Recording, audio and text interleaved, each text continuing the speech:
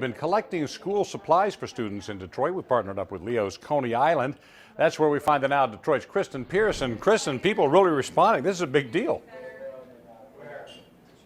This is a really big deal. You know, we've been talking about the dire situation that the Detroit Public School District is in, and now we're doing our part. We partnered with Leo's Coney Island to get some donations and get the supplies that teachers and students need. So we have a box full of notebooks over here, and then over here we have pencils and highlighters, but this is just some of the donations that people are bringing in. Really, we're looking for any and everything that you need to be successful in school. Now, joining us live is Cindy Greenhall, and Cindy is a retired teacher. And Cindy, you have a bag full of donations.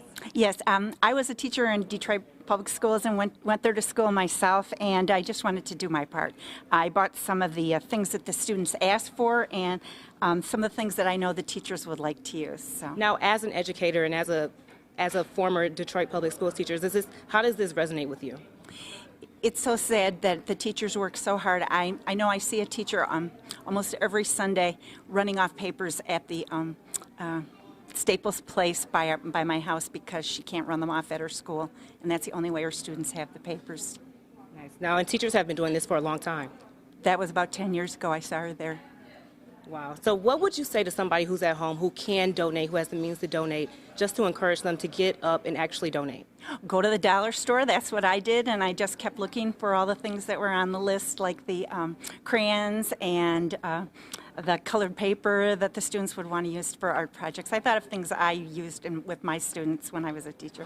Okay, thank you so much, Cindy, for joining us. Okay, now there are more than 50 Leo's Coney Island locations, and if you don't know where the closest one to you is, we post a link on our website, WXYZ.com. There's a link to the closest locations to you and all of the supplies that we're collecting.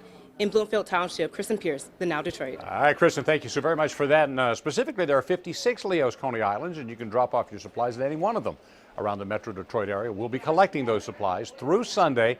Then we're going to deliver them to DPS students next week. Well,